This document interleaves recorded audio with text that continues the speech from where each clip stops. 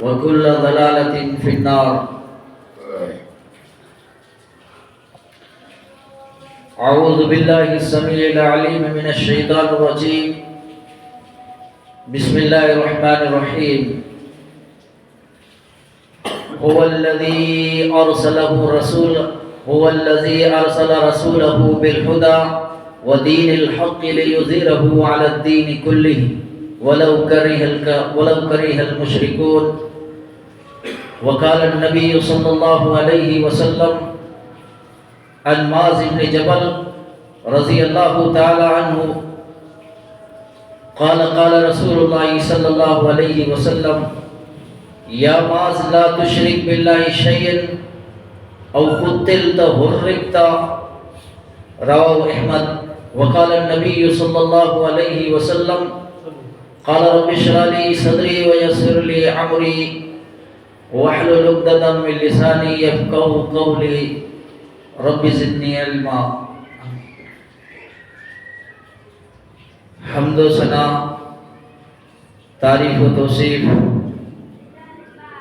عبادت و بندگی اسی وحدہ لا شریک کے لیے جس نے ساری کائنات کو پیدا کیا اور وہی وہو علی کل شیء قدیر ہے. وہ ذات جو ہمیشہ سے ہے، ہمیشہ رہے گی، اس میں کبھی بھی فنا نہ آئے گی. اس اللہ رب العالمین کی حمد و ثنا کے بعد میں اللہ رب العالمین کی بارگاہ میں یہ دعا کرتا ہوں کہ درود و سلام کے پھول نشاور ہوں اس ہستی اقدس و مقدس پر کہ جن کا نام نامی اسم گرامی حضرت محمد رسول اللہ صلی اللہ علیہ وصحبہ وبارک وسلم ہے،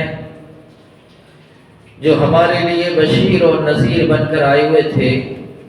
اللہم صلی علی محمد وعلی آل محمد کما صلیت علی ابراہیم وعلی آل ابراہیم انک حمید مجید.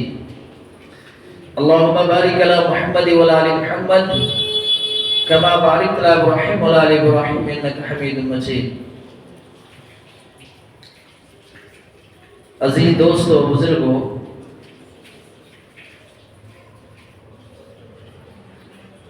جمعہ کا دن ایک بابرکت دن ہے. ویسے تو سب دن برابر ہیں، لیکن فضیلت کے اعتبار سے یہ جمعہ کا دن، کیونکہ آدم علیہ السلام کو اللہ تبارک و تعالیٰ نے اور موسیٰ علیہ السلام کو آزادی، اور پھر جمعہ میں ایک ایسی گھڑی کہ اگر انسان اس میں دعا کرے تو اللہ تبارک و تعالیٰ رد نہیں کرتا. اس کی فضیلت آئی ہے. اور قرآن کریم میں سورہ جمعہ میں اللہ تبارک و تعالیٰ نے واضح طور سے کہا ہے کہ جب بھی جمعہ کی اذان آئے تو تم اپنا کاروبار چھوڑ دو اور اللہ کے ذکر کی طرف، مسجد کی طرف چل پڑو، اور اللہ کا ذکر ختم ہو جائے اس کے بعد زمین پر پھیل جاؤ اور حلال روزی کو تلاش کرو. آپ اور میں مسلمان ہیں، ایمان والے ہیں، یہ اللہ کا بہت بڑا کرم ہے. ہمارے لیے ہمارے پیارے نبی حضرت محمد رسول اللہ صلی اللہ علیہ وسلم کا فرمان ہمارے لیے شان اور مان اور مرتبہ رکھتا ہے. تو میرے نبی صلی اللہ علیہ وسلم کا فرمان ہے کہ جمعہ کے دن جو بھی شخص مسجد میں سب سے پہلے آئے گا اس کو ایک اونٹ کے برابر ثواب ملے گا کہ اس نے اللہ کی راہ میں ایک اونٹ قربان کیا. اونٹ کی قیمت کتنی ہے؟ تقریباً 50,000 سے کم نہیں ہوگی. یہ صرف آنے سے آپ کو ثواب ملتا ہے. کہ اللہ کے رسول صلی اللہ علیہ وسلم دوسرے نمبر پر آئے تو کہا کہ بھینس کے برابر ثواب ملتا ہے. کہ تیسرے نمبر پر آئے تو کہ بکری اور دمبے کے برابر ثواب ملتا ہے. کہ چوتھے نمبر پر آئے تو کہ مرغے کے برابر ثواب ملتا ہے. کہ پانچویں نمبر پہ آئے تو کا مرغی کے انڈے کے برابر ثواب ملتا ہے. لیکن امام جب منبر پر خطیب کھڑا ہو جائے اس کے بعد جو بھی شخص آتا ہے اس کو نماز کا ثواب ملے گا، لیکن جمعہ کی فضیلت کا ثواب نہیں ملے گا، جمعہ کی فضیلت کا ثواب نہیں ملے گا۔ یہ میرا فرمان نہیں ہے، یہ میرے آقا جناب محمد الرسول اللہ صلی اللہ علیہ وسلم کا فرمان۔ اب آپ سوچئے کہ آپ کو یہ ثواب حاصل کرنا ہے یا وہی پرانی عادت رکھنی ہے، کیونکہ میں ایسے لگتا ہے کہ ہم مردوں سے ہی بات کر رہے ہیں، یہ زندہ قوم ہے ہی نہیں۔ میرے بھائیوں، جب انسان ہفتے میں اللہ کے لیے 10 منٹ پہلے نہیں نکال سکتا، وہ اسلام میں کون سی قربانی دے گا؟ اللہ تبارک و تعالیٰ آپ کو اور مجھے صحیح سمجھ عطا کرے اور ان حدیثوں پر صحیح عمل کی توفیق عطا فرمائے، آمین۔ یہ ایک تمہید تھی جو میں نے آپ کی خدمت میں رکھی۔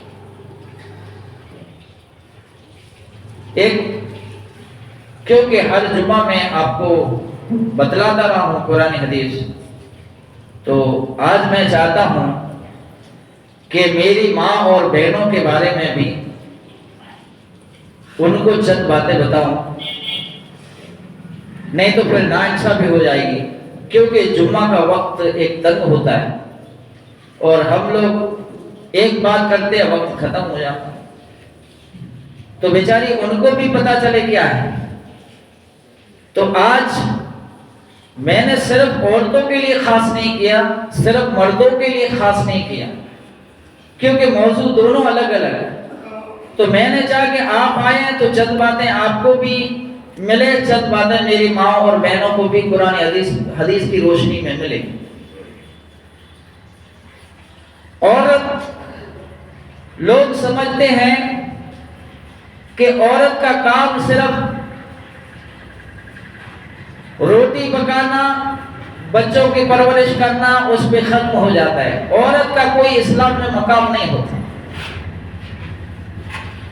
حالانکہ اکثر عورتوں کو جو مومنہ ہیں ان کی قدر نہیں ہوتی، جیسے ان کا پتی بات بھی کرتا ہے تو گالی سے بات کرتا ہے، بولتا بھی ہے۔ ایک مومنہ عورت کے سامنے آپ کو میرے نبی صلی اللہ علیہ وسلم کی ساری سیرت، قرآن اٹھاؤ، سورہ احزاب اٹھاؤ کہ نبی کریم صلی اللہ علیہ وسلم اپنی بیویوں سے کیسے بات کرتے تھے، کیونکہ آپ لوگ تو قرآن، اللہ رحم کرے، مسلمان قرآن تو پڑھتے نہیں اور ان کا ترجمہ پڑھتے نہیں، تو اکثر باتیں معلوم نہیں ہوتی۔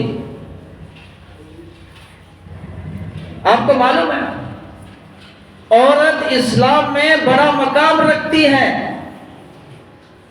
اگر وہ عورت ایسی ہو، کیسی ہو، تھوڑی دیر رکی، بات میں بتاتا ہوں۔ اگر ایسی ہو، یہ کام کر لے تو وہ عورت جنتی ہے اور وہ عورت جنت میں جائے گی۔ میں چاہتا ہوں کہ ایک اور قرآن کریم کی آیت آپ کی خدمت میں پڑھ دوں۔ بہت سارے لوگ کیا کہتے ہیں کہ 10 منٹ قرآن پڑھنے میں چلا جاتا ہے۔ میں چاہتا ہوں کہ قرآن کی آیتیں زیادہ پڑھوں، آپ کے سامنے ترجمہ رکھوں، لیکن بعض لوگوں کو یہ بات ہضم نہیں ہوتی، اسی لیے وہ قرآن کی عربی سمجھتے نہیں، تو وہ کیا کہتے ہیں کہ صرف بات ہوتی رہے، تفسیر ہوتی رہے تو اچھا ہے، عبارت نہ پڑھیں۔ تو اسی لیے پھر بھی ایک آیت پڑھ دیتا ہوں، سورہ حامیم سجدہ۔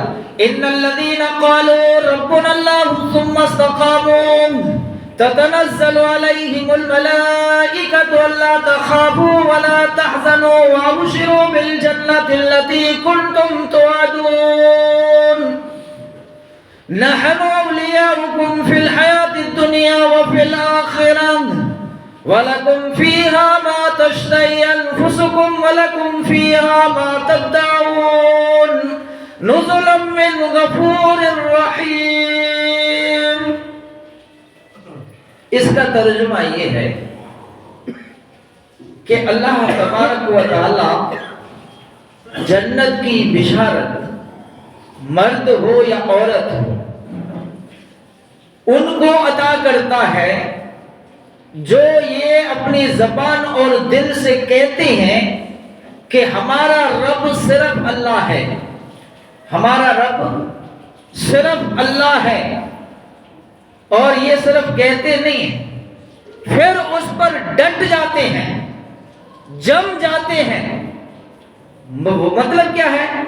وجہ یہ ہے کہ دکھ آئے، تکلیف آئے، مصیبت آئے، پریشانی آئے، آندھی آئے، طوفان آئے، وہاں سے نہ ہٹے، وہاں سے نہ ہلے، یہ پیچھے نہ مڑے، اسی پر ٹکی رہے یا ٹکا رہے، وہیں کھڑا رہے، تو کیا ہوگا؟ تتنزل علیہم الملائکہ، ایسے لوگوں پر اللہ رب العالمین کے فرشتے نازل ہوتے ہیں اور کیا کہتے ہیں؟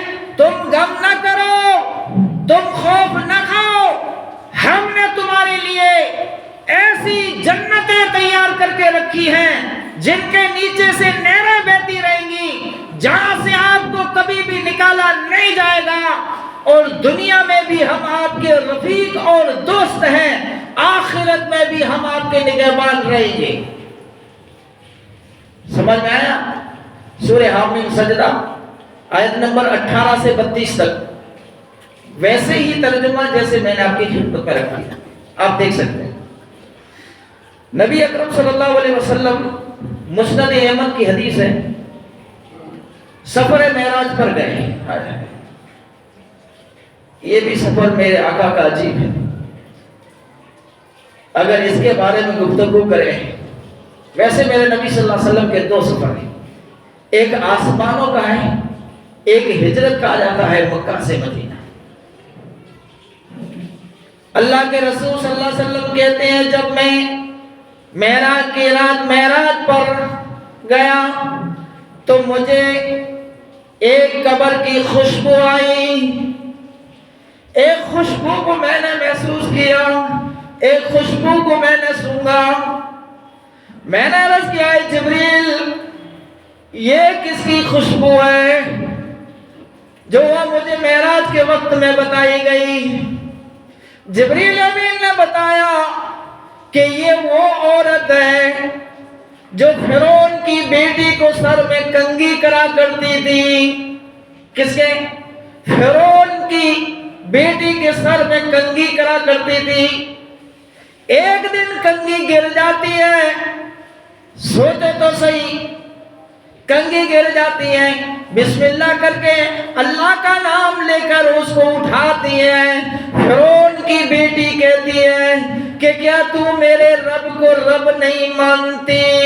حالانکہ فرعون اپنے آپ کو کہتا ہے انا ربکم الاعلی، میں سب سے بڑا رب ہوں، اپنے آپ کو رب کا دعویٰ کر رہا ہے۔ آپ جانتے ہیں، آپ نے فرعون کے بارے میں پڑھا ہوگا، ابھی بھی لاش اس کی پڑی ہوئی ہے۔ دنیا میں کوئی ایسی مشین نہیں بنی، دنیا میں کوئی ڈاکٹروں نے ایسی کوئی سویدھا نہیں بنائی جس میں سے اتنے سالوں تک لاش نہ سڑے نہ گلے اس کو رکھا جا سکے۔ حالانکہ فرعون کی لاش اس دن سے آج تک نہ سڑی ہے نہ گلی ہے، بدبو نہیں کی۔ یہ میرے رب کی قدرت نہیں ہے تو اور کیا ہے؟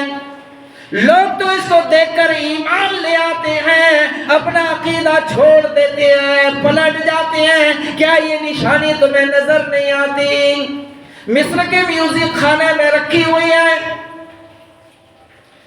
کہا تو میرے رب باپ کو رب نہیں مانتی؟ کہا نہیں، ربی اللہ، رب وہ اللہ ہے جو میرا بھی ہے، تیرا بھی ہے، تیرے باپ کا بھی ہے۔ کہا اچھا میں اپنے باپ کو بتا دوں گی؟ کہا بتا دو۔ فرعون کو بتایا کہ یہ نوکر جو ہے یہ آپ کو باندھی رب نہیں مانتی۔ فرعون نے کہا حاضر کیا جائے۔ اللہ اکبر، حکومت اس کی ہے، عدالت اس کی ہے۔ ایک نوکر عورت ہے، معصوم بچے ہیں، ایک بچہ اپنی ماں کا دودھ پی رہا ہے، سینے سے لگا ہوا ہے۔ فرعون کہتا ہے تیرا رب کون ہے؟ کہا میرا رب وہ ہے جس نے آسمان اور زمین کو پیدا کیا۔ کہا میں نہیں ہوں۔ کہا تو رب نہیں ہے، تیرا بھی رب وہ ہے۔ یہ ایک عورت کہہ رہی ہے۔ کہا جانتی ہو اس کا انجام کیا ہوگا؟ اور مسلمانوں قربان ہو جاؤ، ایمان تو یہ نہیں ہوتا کہ پھر تکلیف آنے پر چھوڑ دیا جائے، پیچھے ہٹا جائے، جان کے خطرے کی وجہ سے، مال کے خطرے کی وجہ سے، خوف کی وجہ سے، دھمکی کی وجہ سے، آنکھوں کی وجہ سے، کانٹے دار درخت کی وجہ سے، بڑے بڑے رئیسوں اور حکمرانوں کی وجہ سے انسان بدل جائے، پیچھے ہٹ جائے۔ جس کے دل میں ایمان گھس جاتا ہے، رب کعبہ کی قسم وہ اپنی گردن تو کٹا سکتا ہے، جفا کی دیگ سے گردنیں وفاشاروں کی برسر پیدا کٹی ہے مگر جھکی تو نہیں، گردن پھر جھک نہیں سکتی۔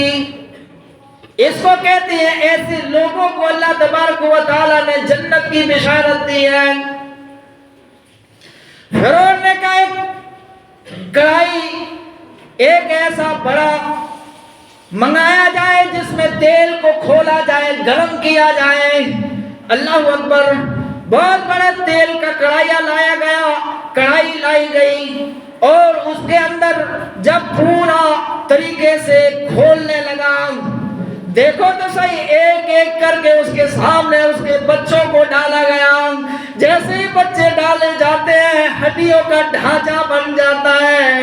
کہا کہ ماں کی چھاتی سے دودھ پینے والا بچہ اس چھوٹے سے بچے کو اٹھاتے ہیں۔ مسند احمد کی روایت ہے، نبی کریم صلی اللہ علیہ وسلم کہتے ہیں بچے ماں کی چیخ نکل جاتی ہے کہ ہائے اللہ، کیونکہ ماں کا دودھ پینے والا ماں اس سے زیادہ پیار کرتی ہے۔ لیکن پھر بھی بچے نے ماں کو جواب دیا، ماں تو گھبرانا، تو حق پر ہے، یہ تو سزا کچھ بھی نہیں ہے اس سزا کے مقابلے میں۔ ایسے 4 بچوں نے بچپن میں گواہی دی ہے اور میرے خیال سے 5 ہیں، کچھ علماء نے 4 لکھا ہے، میں 5 کہتا ہوں، ان کا تذکرہ کا بھی وقت نہیں ہے، لیکن یہاں پر اس بچے نے گواہی، ماں اس کو ڈال دی۔ فرعون کہتا ہے اس کا جو جج ہوتا ہے، ڈالنے والا، سزا دینے والا کا آخری خواہش ہے کہ میری آخری خواہش یہ ہے جب میرے ہڈیوں کا ڈھانچہ ہو جائے تو مجھے اور میرے بیٹوں کو ایک ساتھ دفن کر دینا۔ بتاؤ، جس نے کہا کہ ہمارا رب صرف اللہ ہے، زبان سے تو نہیں کہا، دل میں بھی اتر گیا تھا۔ آج ماں کے سامنے چھوٹے چھوٹے بچوں کو ڈالا جا رہا ہے، ماں کو اس کڑھائی میں ڈالا جا رہا ہے، ہڈیوں کا ڈھانچہ بن جاتی ہے لیکن اپنے ایمان سے نہیں پھرتی۔ بڑی بڑی سلطنت کے سامنے، حکومت کے سامنے ایک نوکرانی ہے، ایک عورت ہے، اس کا یہ انجام ہوا۔ میرے نبی عربی جناب محمد رسول اللہ صلی اللہ علیہ وسلم کہتے ہیں، صلی اللہ علیہ وسلم بھی نہیں کہتے ہو، ہر جمعہ کو بولنا پڑتا ہے، بولو صلی اللہ علیہ وسلم نے کہا کہ جنت معراج کے موقع پر مجھے خوشبو بتائی، خوشبو آئی، میں نے پوچھا یہ کون ہے؟ کہا یہ وہ عورت ہے جو فرعون کی لڑکی کو کنگھی کرا کرتی تھی، یہ عورت تھی، ایمان نہیں چھوڑا۔ آج ہماری ماں بہنوں کی حالت دیکھیں، ایماندار عورتوں کی تو کوئی قدر نہیں، وہ کہتی پھر مجھے ایمان پر رہ کر کیا کرے۔ میری بہن، اگر دنیا میں تیری عزت نہ ہوئی تو کیا ہوا؟ رب تو اپنے کلام میں تجھے بشارت دے رہا ہے، رب تو اپنے کلام میں تمہارے فضائل کو بیان کر رہا ہے، رب تو کھول کھول کر بیان کر رہا ہے۔ آ جاؤ، دنیا کی پرواہ نہ کرو۔ جو عورت اس ایمان پر مضبوط رہے گی، جو مرد اس ایمان پر مضبوط رہے گا، جمے رہے گا، ڈٹے رہے گا، اللہ اس کو جنت میں داخل کرے گا۔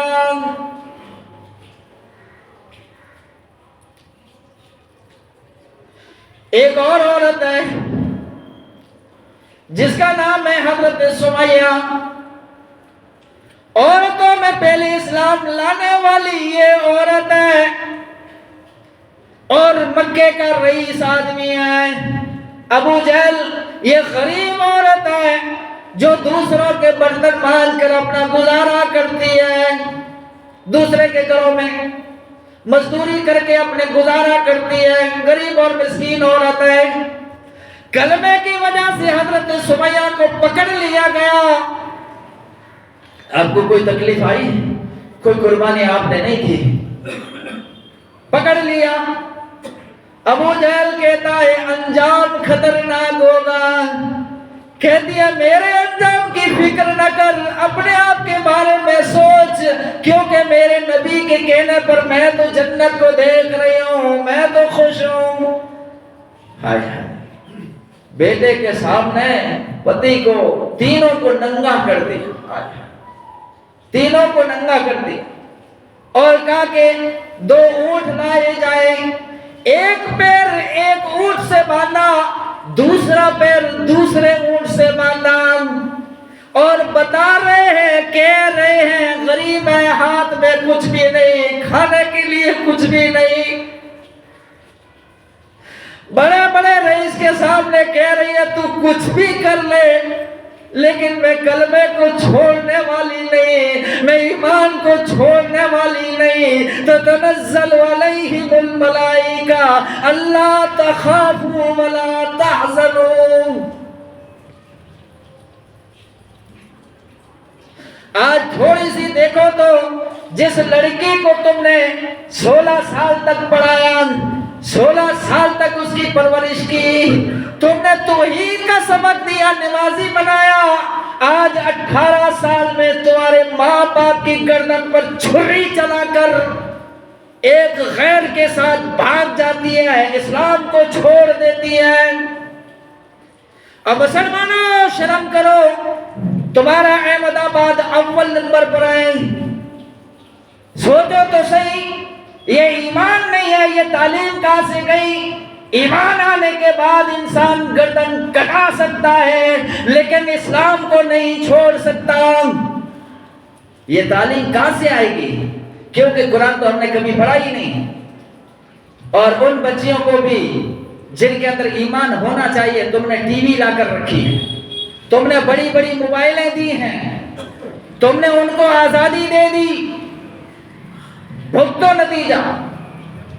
عجیب حالات ہیں مسلمانوں، آج حالات کیا ہے معاشرے کی؟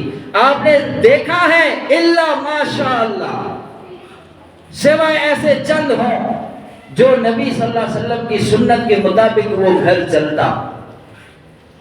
آج ایسا ایمان، پیسہ دیتے ہیں ایمان بگڑ جاتا ہے، ایمان سے پھر جاتا ہے، آٹا دیتے ہیں، گیہوں کی بوری دیتے ہیں، چاول دیتے ہیں، ایمان پھر جاتا ہے، موبائل خرید کر دیتے ہیں، ایمان پھر جاتا ہے، عہدہ دیتے ہیں، ایمان پھر جاتا ہے۔ ایمان کو کیا سمجھا ہے؟ دیکھنا ہے تو حضرت سمیہ کو دیکھو،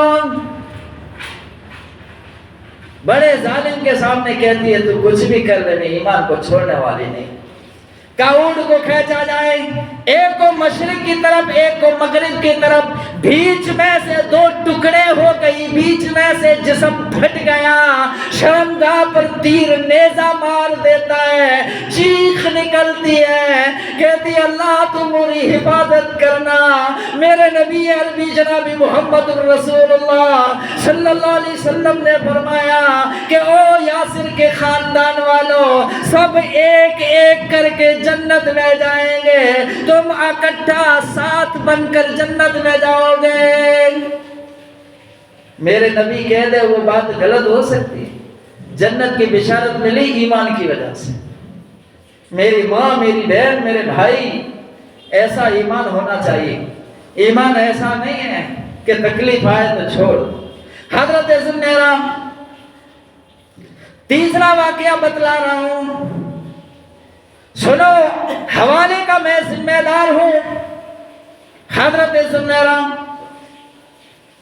ظالم کے سامنے، یہ بھی غریب عورت ہے، بڑی عورت ہے، کہتا ہے کہ کلمہ چھوڑ دے، کلمے سے واپس ہٹ جاؤں، نہیں تو میں تیری آنکھوں کی روشنی ختم کر دوں گا۔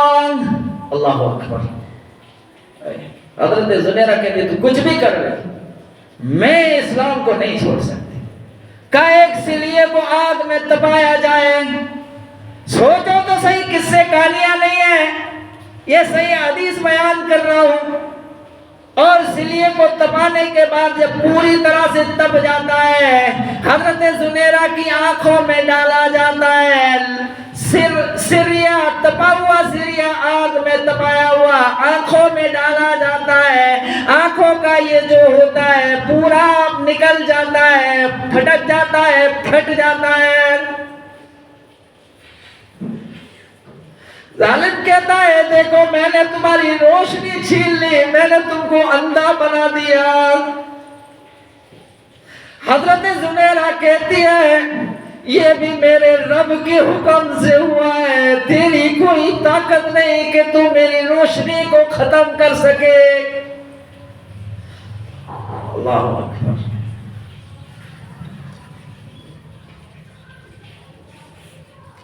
اللہ تبارک و تعالیٰ کو جلال آ گیا. اللہ نے کہا او جبریل، روشنی ختم ہونے کے بعد بھی میری بندی مجھ پر یقین کیے ہوئے ہے، جا اس کی نظر لوٹا دے. اللہ نے اس کی نظر لوٹا دی. میرے بھائیوں ایک بات یاد رکھنا، جو اللہ کر سکتا ہے دنیا میں اور کوئی نہیں کر سکتا. مالک الملک تؤتی الملک من تشاء. یہ اللہ کی بادشاہیت ہے، یہ اللہ کا آرڈر ہے، اللہ کا قانون ہے. اور اسلام کیا ہے؟ اتنی بڑی حفاظت اسلام میں. اس بات کو ذرا آپ کے سامنے رکھتا ہوں.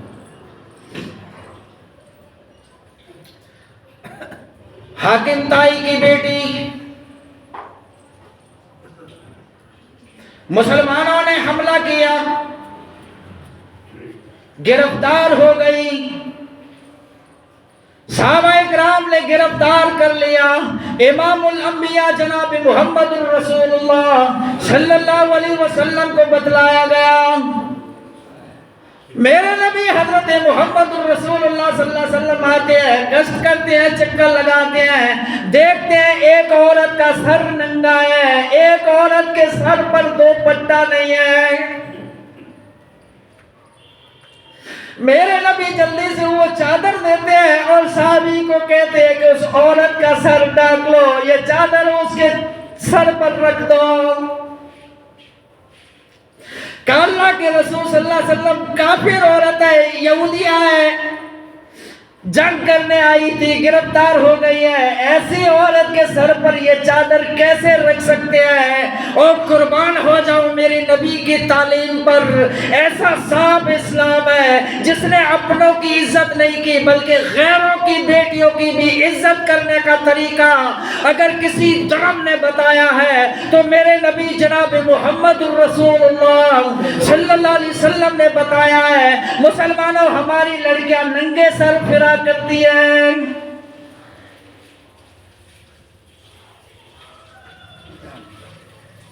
کا کافر عورت ہے؟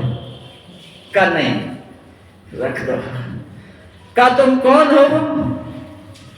کا میں حاکم تائی کی بیٹی ہوں، میں گرفتار ہو گئی ہوں، میرا رکھوالا بھاگ گیا ہے، میں جس کی حوالے تھی جو میری پرورش کرتا تھا وہ میرے کو چھوڑ کر بھاگ گیا ہے. اللہ اکبر.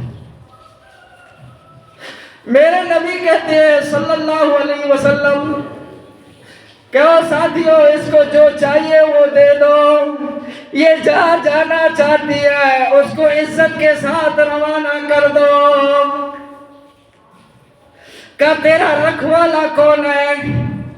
کہا میرا رکھوالا عدی میرا بھائی تھا جو مجھے چھوڑ کر بھاگ گیا ہے.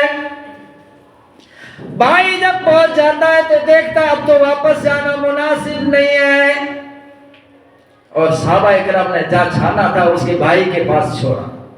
بھائی نے اپنی بہن کو دیکھا اور کہتا ہے تو مسلمانوں کی قید میں رہی ہے، انہوں نے تجھے گرفتار کیا، تیری عزت اور آبرو پر بھی آنچ آئی ہوگی، تیری حفاظت نہیں ہوئی ہوگی. کبھی خاموش ہو جا، چپ ہو جا، تجھے کیا معلوم جو میری عزت تیری ان چار دیواروں میں نہیں ہوئی وہ جناب عربی محمد رسول اللہ صلی اللہ علیہ وسلم کے صحابہ نے کی ہے۔ ایسے اسلام کو چھوڑ کر، ایسے دین کو چھوڑ کر آج ہماری عورتوں کی حالت دیکھیں۔ میرے ماں اور میرے بہنوں، میرے بھائیوں، وہ کہتا ہے پھر تو کیوں واپس آ گئی؟ کہا میں اکیلی کیسے جاتی، تم بھی چلو۔ اپنے بھائی کو لے کر آئی، واقعہ لمبا ہے، وقت ختم ہو گیا ہے، اور ہاتھی آ کر نبی کریم صلی اللہ علیہ وسلم کے پاس بیٹھتا ہے اور ہاتھ پر ہاتھ رکھ کر بیعت کرتا ہے۔ اور جب آیا تو ایک بات اور بتا دو، اللہ کے رسول صلی اللہ علیہ وسلم نے پکڑا اور کہا کہ حاتم چلو میرے گھر لے گئے۔ بیچ میں ایک بری عورت آ گئی، اس نے کچھ بات کی، کرتی رہی۔ حاتم کہتے کہ مجھے پتا نہیں چلا، حاتم کہتے کہ مجھے پتا نہیں، حاتم کہتے کہ مجھے پتا نہیں چلا کہ نبی ہیں یا بادشاہ ہیں۔ اس عورت سے گفتگو کرتے، جب تک اس عورت کی بات پوری نہیں ہوئی میرے نبی صلی اللہ علیہ وسلم وہاں سے نہیں ہلے۔ جب وہ عورت کی بات پوری ہو گئی تو اللہ کے رسول صلی اللہ علیہ وسلم چلے، میں بھی چلا، اور گھر میں گئے تو کچھ بھی نہیں تھا، ایک تکیہ پڑا ہوا ہے۔ میرے نبی نے تکیہ میرے سامنے رکھ دیا کہ تو اس پر بیٹھ جا۔ محمد عربی ایسے بیٹھ جاتے ہیں کہ اللہ کے رسول صلی اللہ علیہ وسلم میں ایسے کیسے بیٹھ سکتا ہوں؟ کہا نہیں، تو اس باپ کی اولاد ہے جو تھا تو یہودی لیکن بہت سخی تھا، بہت اچھا آدمی تھا، رحم دل انسان تھا، اور محمد الرسول اللہ صلی اللہ علیہ وسلم ایسے لوگوں کی قدر کرتا ہے۔ یہ میرے نبی کی تعلیم ہے، یہ میرے نبی کی سیرت ہے۔ اور جو عورت یا مرد اس بات پر جمی رہے اور اس کو پورا کرے، اللہ تبارک و تعالیٰ سورہ قرآن کریم میں ان کو بشارت دیتا ہے کہ اللہ تبارک و تعالیٰ نے ان کے لیے جنتیں بنائی ہیں اور وہ جنت میں داخل ہوں گی۔ اب میرے بھائیو، فیصلہ ہم کو اور آپ کو کرنا ہے۔ ایسا اسلام آپ کو کہیں نہیں ملے گا، اور یہ آپ کو یہاں بھی نجات دلائے گا اور آخرت میں بھی آپ کی نجات ہوگی۔ اللہ رب العالمین سے دعا ہے آپ کو اور مجھے ان چند باتوں پر عمل کرنے کی توفیق عطا فرمائے، اور اللہ تبارک و تعالیٰ جب تک زندہ رکھے اسلام پر، اور جب ہمارا خاتمہ ہو تو ایمان کی حالت میں۔ وآخر دعوانا الحمدللہ۔